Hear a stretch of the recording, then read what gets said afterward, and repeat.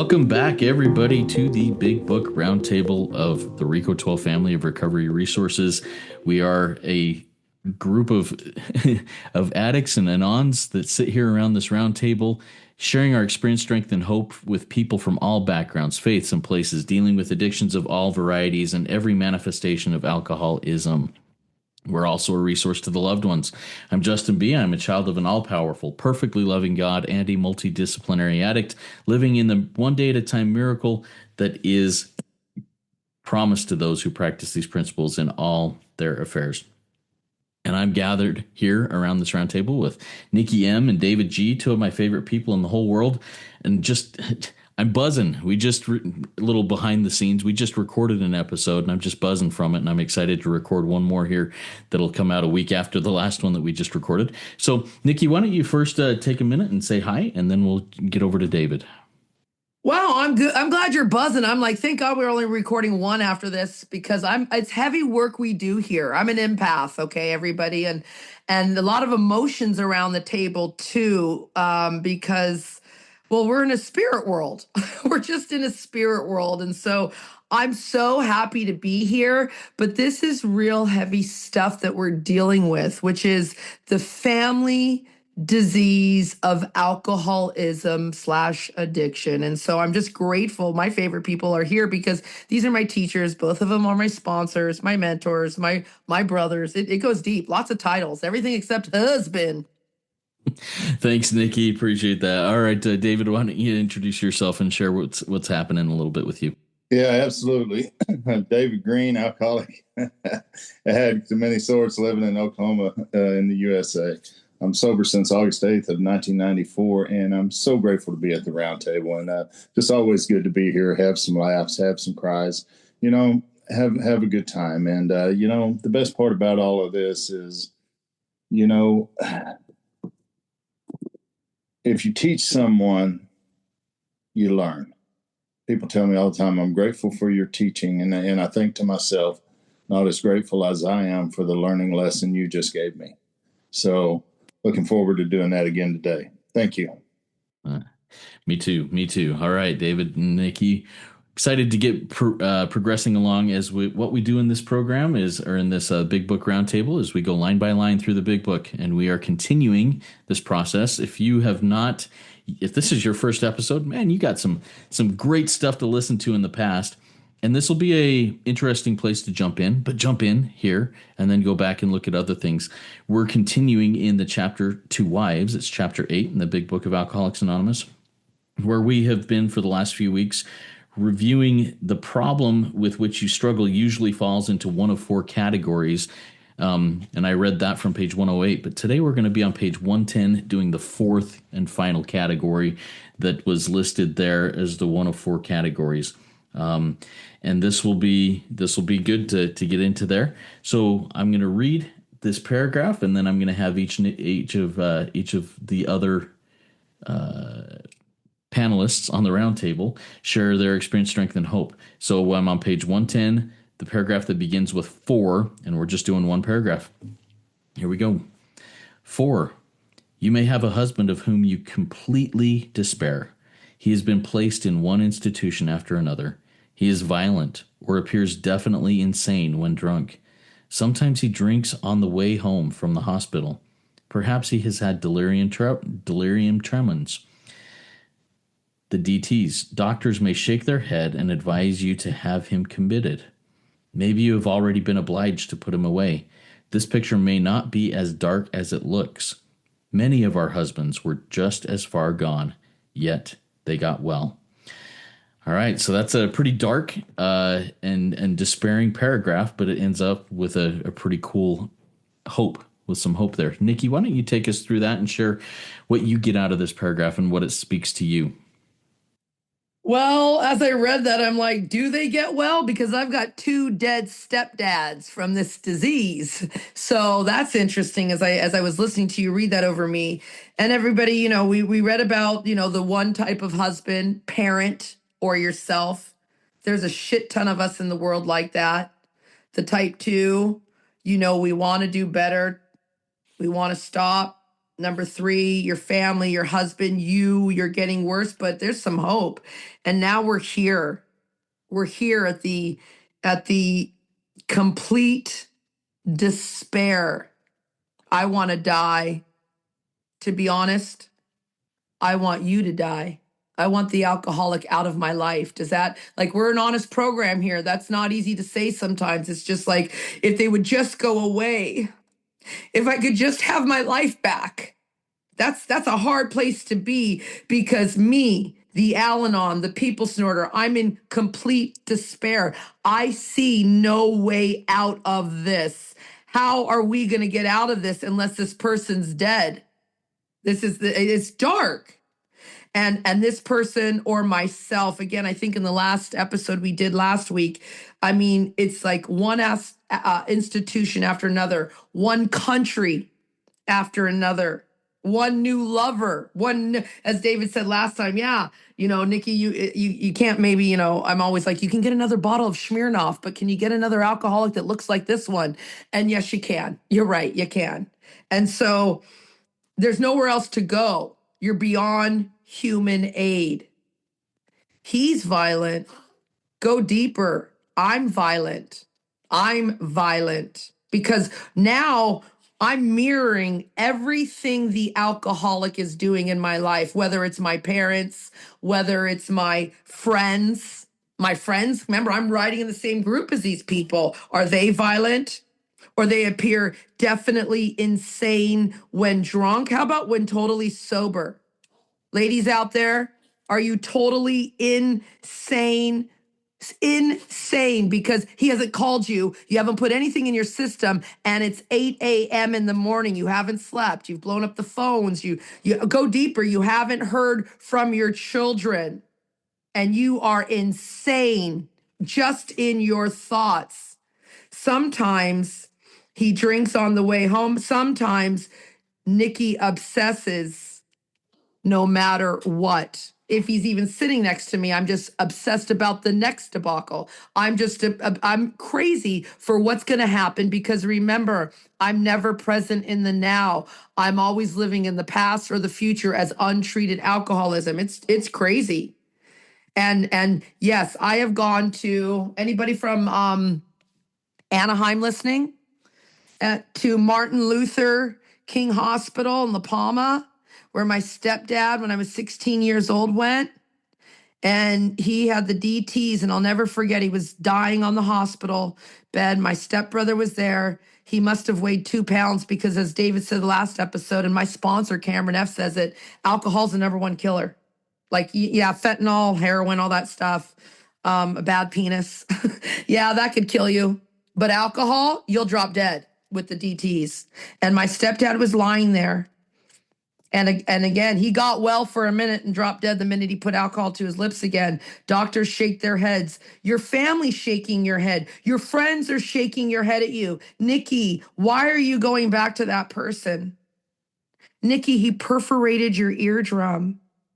And yet you begged him to take you back, because your moral and philosophical convictions galore won't keep you sane and sober this time. And you're committed? I'm not committed to a hospital. I'm committed to making this man better. I'm committed to making sure everything is great. I'm committed to making you do what I want and making my life look exactly as the fantasy in my head. That's what I'm committed to. I'm also a Virgo, so I get crazy. Maybe you've already been obliged to put them away, put yourself away, run away, do things. I mean, it's endless scenarios in this paragraph. This is the darkness here. There's a million scenarios here. This is just one of many, right? And it's true. It may not be this dark, but I'm going to take you to the dark places. Jim is dead. I'm Nikki McKelvey. His last name was Jim McKelvey. He dropped dead at 47 years old when my mother left him. He came out of the rehab. She wouldn't take him back, and he started drinking dead. Many husbands, many Ken Limback. That's my mom's second grandpa. He's dead. They were married 25 years, took a pistol, Prescott Valley, pointed it at my mom, turned it on himself. He's dead. But guess what? Nikki's living. And guess what? Grandma's down the hall getting ready to go to her swim lessons. She's living. I love you guys. Thank you, Nikki. Thank you for going through that. I've got a question for you that I think will be pretty funny and good, but we'll get to that here in a minute. David, why don't you take us through this line by line and share your experience, strength, and hope? Yeah, absolutely. So grateful that Grandma is swimming. That's a wonderful, wonderful exercise for anyone, especially elderly. So yay for you, Nikki. Stay with it, girl. Number 4, David G. I'm David. I'm number 4. That should be how it is. So you may have a husband of whom is in complete despair. I was running a little moonshine operation here in southeastern Oklahoma, and I was drinking up more of the profits than we were making, and those guys didn't like that too much. And so one night they got me really, really drunk on it, and they set me in a recliner, and they had somebody come by that he was going to kill me. And they wasn't going to shoot me in the head or beat me to death, but what they done was stuck a needle in my arm and pulled the trigger and drove some poison into me that put me in a state of despair that I just couldn't get up out of that recliner for weeks. And it's only by the grace of God that I live, because I should have died from that. But I can remember there was this most evil figure that I'd ever seen. It may have been hallucinations. It may not have been, but it was the most evil figure that I'd ever seen. And I can remember that thing just right in my face. And I mean, it scared the hell out of me. Obviously it did. But I can remember, it's saying, I'm going to take your life. I'm going to take your life. You don't have to worry about them. It's going to be me. So once you die, I'll be waiting for you. And, because of the grace of God and the 12 steps of Alcoholics Anonymous and a spiritual awakening, I can say that's bullshit today. You're not taking me anywhere. That's the deal. But complete despair, man. I could give you story after story after story. He's been placed in one institution after another, jails and rehabs and sober livings and, back to jail and the hospitals and the ERs. And these was the places that I would end up with all the time. It says he's violent. He appears definitely insane when drunk. And man, I was insane. You just have no idea. Looking at me sitting here on the couch today, I'm pretty healthy. This is not the way I looked in 1994 when I came into the rooms of Alcoholics Anonymous. I have pictures of that, and I was a very, very, very defeated man and violent. I mean, that's a that's a simple word for the way that I was, and hell, I didn't only have to be drunk to behave that way. I was behaving that way when I was sober. And I can remember them put me in a place one time and they gave me Thorazine. And I don't know if you know anything about Thorazine, Google it and take a look at it. But that's what, when you see a show on TV and the little guys are walking around in their pajamas in a circle around and around and around, they don't know where the hell they are. That's Thorazine. And so they had given me Thorazine. And the problem was I liked it. And so once we got out of there and they brought me home, they said, under no certain terms, whatever you do, David, don't drink on this because it'll kill you.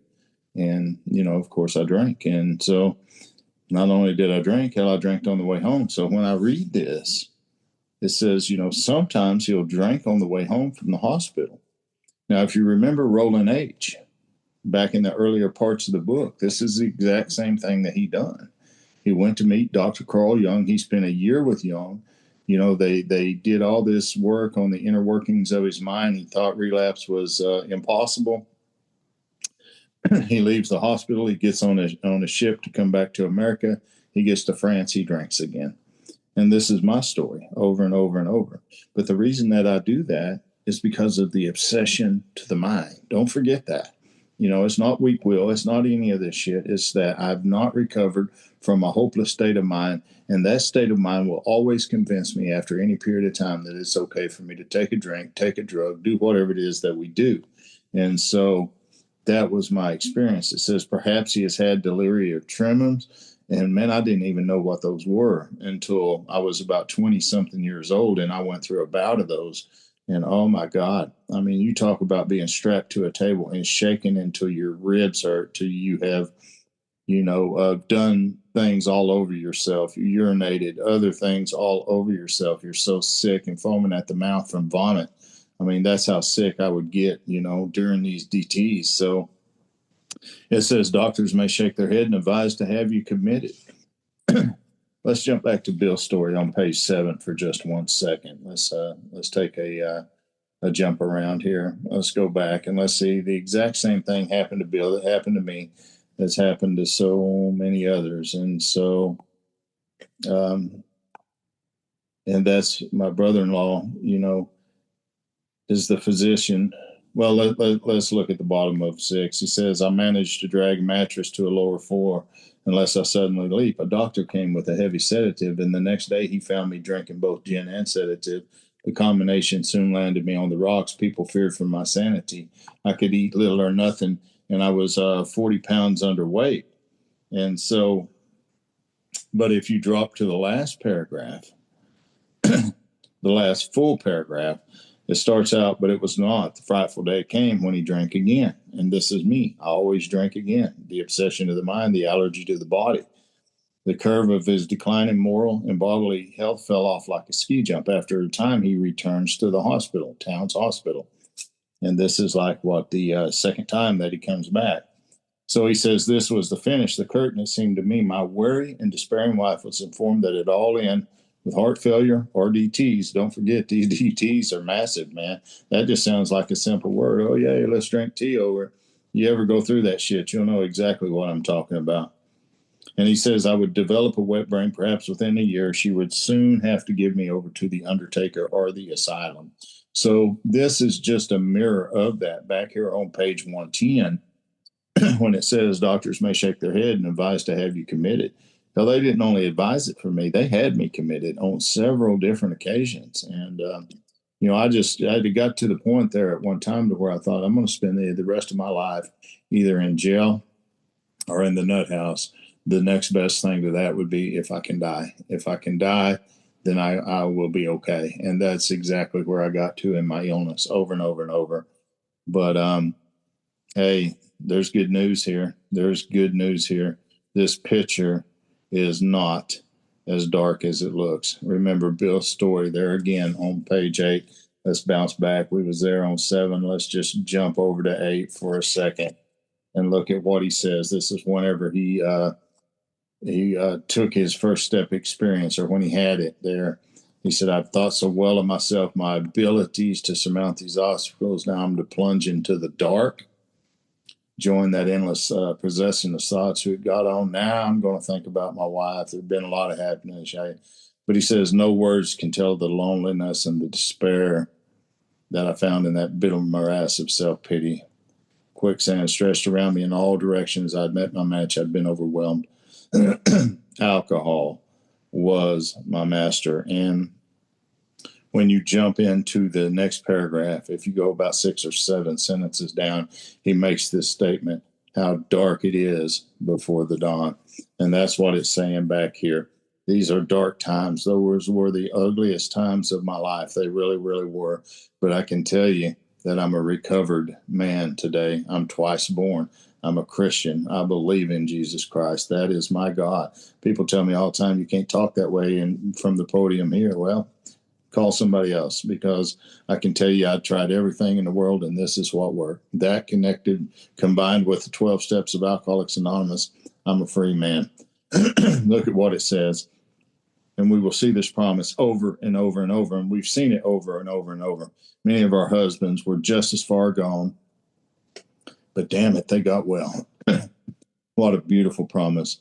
We get well here. People, I would hear them say all the time in early AA, oh, you got well. Be careful. That guy's going to get well. Stay away from him.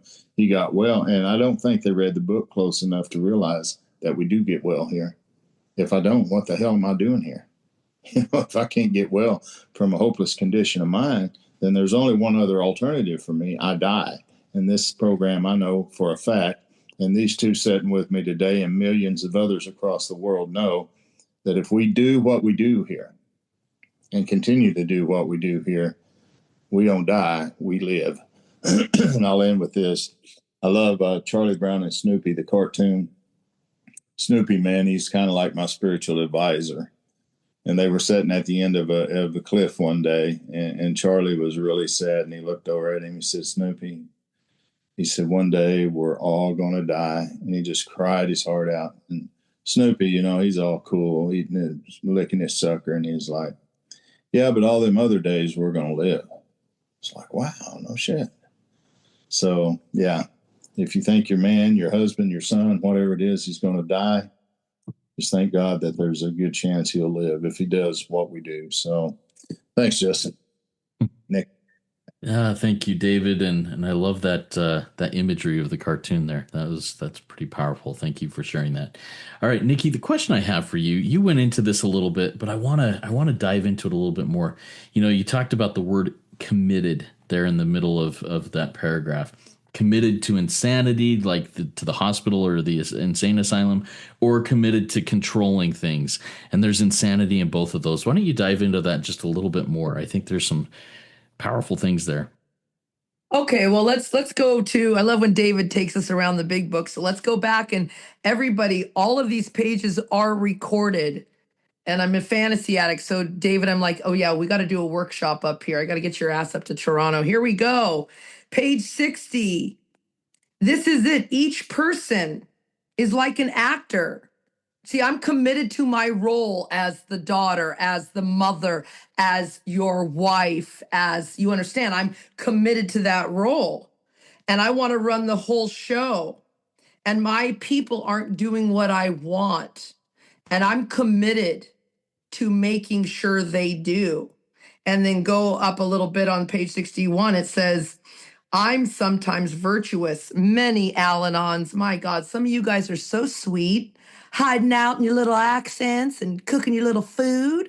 And then you're taking people hostages and acting like there's nothing to see here. Okay. And I've seen many of you do it because I did it too. Look at all I do for you. Come on. House is spotless. Money. I mean, I'm a good girl, but you don't do, say, behave how I want you to behave. And I am exactly what David described himself to be when he's drunk. I'm a monster. And then I'm like, and then I'm egotistical, selfish. And then it says right here, it's like, it says, I become more of these things. And my basic trouble is always about self. And I think I'm being helpful. I think I'm being a good mom. Meanwhile, I'm having expectations. We can roll right over to page 417 and page 420. I like 420, where I have a zillion expectations on you, and then my rights move in, and my serenity, my sanity go right down. And so I do live here a lot. How important is it really? Because I'm not committed to anything, but I love what David just he witnessed for us. He said, I'm committed to my God, JC. And he doesn't care where he goes, what podium he's at. He's going to talk about Yeshua, Jesus, as. So how important is it really for me to be controlling anyone? It's not that important. That's why I'm here, to wake up. I'm here to wake up and realize I can't control anything but what comes out of my mouth and what comes into my mouth. I can't even control the first thought.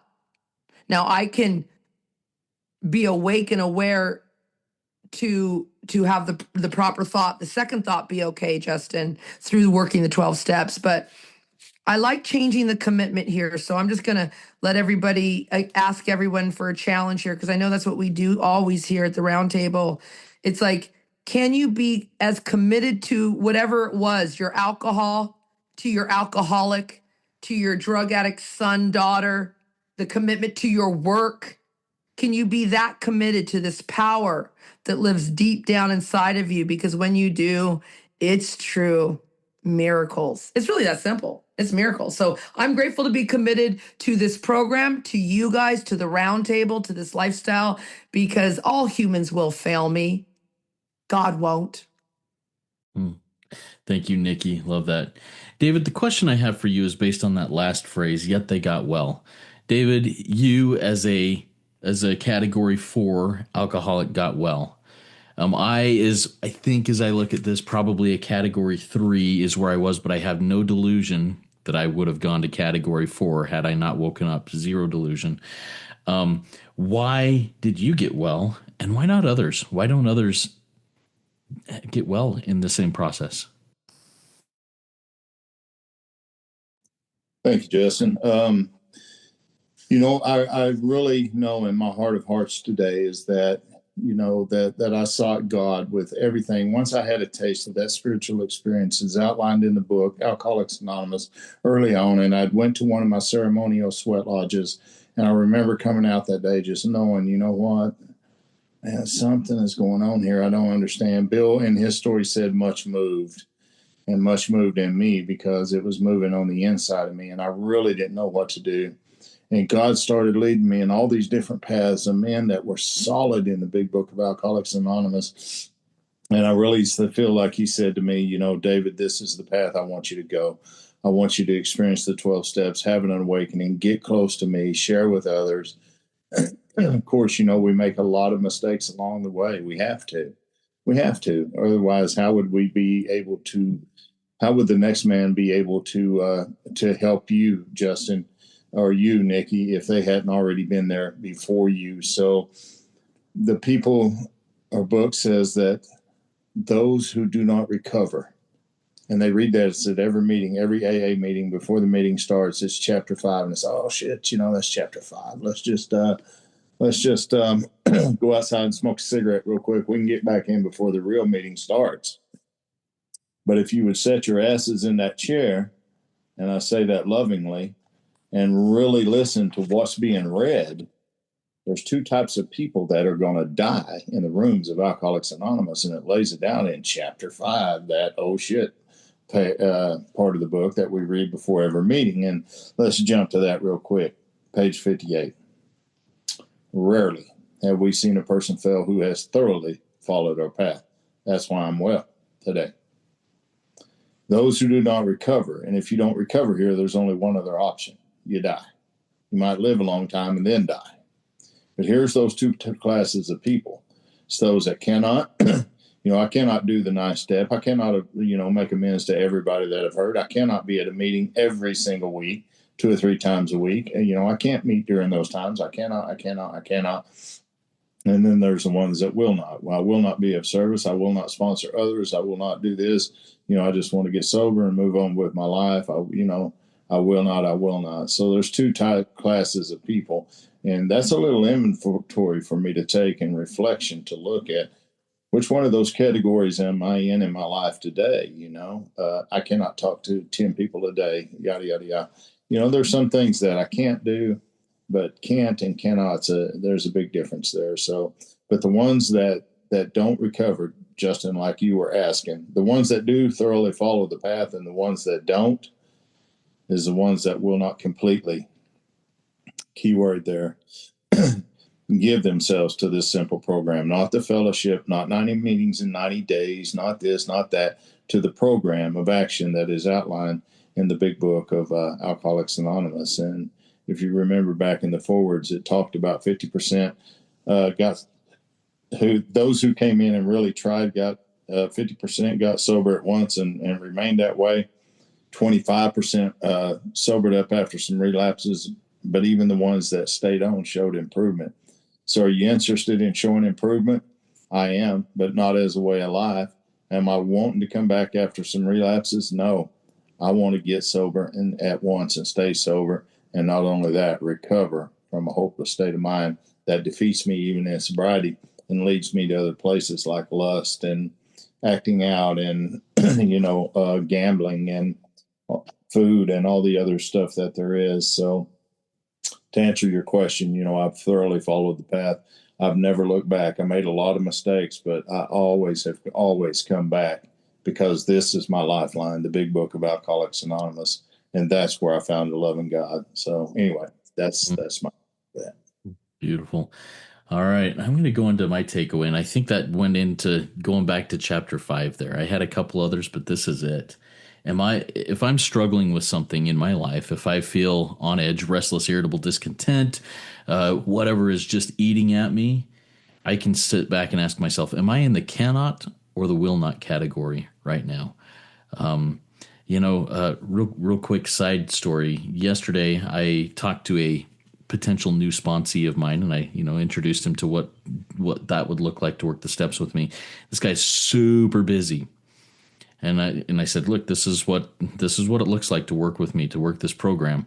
And he goes, man, I think I'm gonna do that because everything else I've tried does not work. I'm going to sacrifice personal time in order to make this happen. And I loved hearing that. It brought me some hope for this guy because initially it was like, man, I don't know that I have time for that.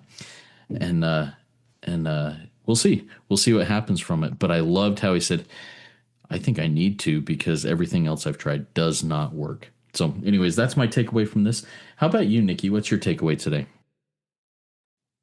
You know what it was? And I wrote it in my book, and it's something you said last episode, and it was, don't overdo it so things don't get undone. I think we all want to come in here and just start, people listening. I want to live like, I've been here 14 years. You too. David's been here 30. So it's like, don't think that this is going to happen overnight. Like, this takes time. It took me a long time to become that monster that we spoke about, number 4, that crazy Al-Anon people addicted person. It's taking a long time to undo it. So I'm just grateful, slow and steady. There's no race here because I want to say wins the race. It's just slow and steady. That's it. Love you guys. Thank you, Nikki. Love you too. All right, David, takeaway for you. All right. Love you guys. Love you both. Page 110. Number 4, toward the end there, last couple of sentences. This picture may not be as dark as it looks. What a promise, guys. I'm telling you, it's not as dark as it looks. At the core of me is a spiritual house. And that's where my being, that's where my God is. The problem is it's very dark with clutter, and it's cluttered with this, and it's cluttered with that. And it's cluttered so much that the light can't shine into the window of that home. But here's the deal. I admit powerlessness, a little bit of that clutter starts going away. I come to believe something greater than myself can restore me to sanity. More of it starts fading away. I make a decision and I write inventory, and all of a sudden a little bit of the light is starting to shine through the darkness. It's still musty and it's still very dirty, but I'm going to clean that up in steps 5, 6, 7, 8, and 9. That house is going to be spotless. And then I'm going to live with cleaning that on a daily basis for the rest of my life. And as a result of that, I've got a beautiful home. There's no darkness there anymore. So trust me, the picture is not as dark as it looks. I could tell you war stories all day long, but I can also tell you amens and God stories that overrides every bit of that. So, yeah, this picture isn't as dark as it looks, guys. Thanks, Justin. Thank you, David, and thank you to all you listeners out there. This truly is a way of living that works in hard going. It works in the hard times of life.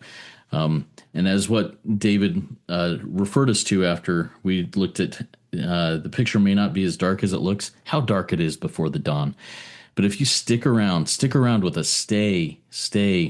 And if the light isn't coming in for you personally, borrow the reflected light from those that it's working for until the sun comes up. Because it's not as dark as it looks. You too can get well. Keep coming back and stay. It works when I work it, and you are worth it.